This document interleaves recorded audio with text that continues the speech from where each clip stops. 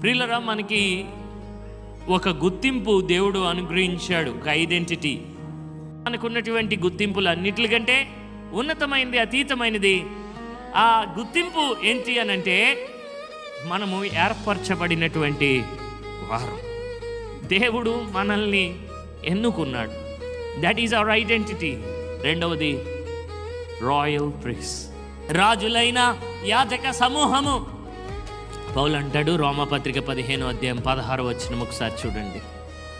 నేను సువార్త ప్రకటన చేస్తూ నేను యాజకత్వం చేస్తున్నాను అన్నాడు.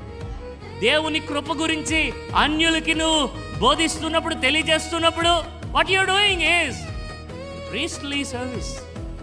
యాజకుని పని చేస్తున్నాం.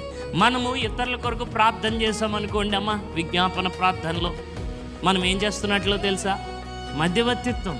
మనం వాళ్ళ కోసం దేవుని దగ్గర మొరపెడుతాం, దాన్ని యాజకత్వం. ఒకసారి ఎప్పుడైతే లోకము, అపవాది నిన్ను శోధించినప్పుడు, నీ శరీరము నిన్ను శోధించినప్పుడు, దాన్ని నువ్వు చంపివేసుకుని దేవుని కొరకు నువ్వు పరిశుద్ధముగా నువ్వు ఉండడానికి పూనుకుంటావో, అప్పుడు నువ్వు యాజకత్వం చేస్తున్నావు.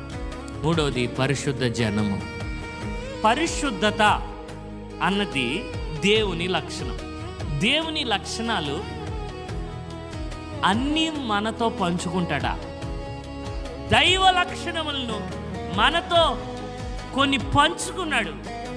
మనం ఎవరు అనంటే ఆయన ఇమేజ్ బేరర్స్, అంటే ఆయన పోలికలో కలుగజేయబడిన వారు, ఆయన పోలికను కలిగి ఉన్నవారు. దేవునికి స్తోత్రం. దేవునికి ఏదైతే ప్రత్యేకింపబడిందో, దేవునికి సంబంధించింది అయిందో, దేవునికి మాత్రమే సంబంధించింది అయినప్పుడు, అది నా ఉద్దేశం.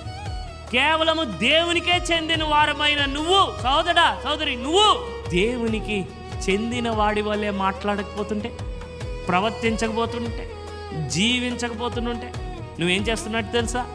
ఇస్కరియోతు యోధాలాగా యేసయ్యను అమ్మివేస్తుంది. నాలుగవది మన గుర్తింపు దేవుని సొత్తు. ఇక్కడ అంటున్నాడు, నీవు ఆయన సొత్తు. నువ్వు ఆయన కూతురువి, నువ్వు ఆయన కొడుకువి. ఎలా అంటే అన్నీ ఆయనదే, కానీ నువ్వు స్పెషల్గా ఆయన దానివి. నాలుగును మనం చూసినప్పుడు మనకేం అర్థమవుతుందంటే, ఈ నాలుగు మనము పొందుకోవడానికి ఏమీ చేయలేదు. దాని కొరకు రాజులైన యాజక సమూహం, యు డిడ్ నథింగ్. అంకురార్పణ చేసినోడు దేవుడే. దేవునికి స్తోత్రం.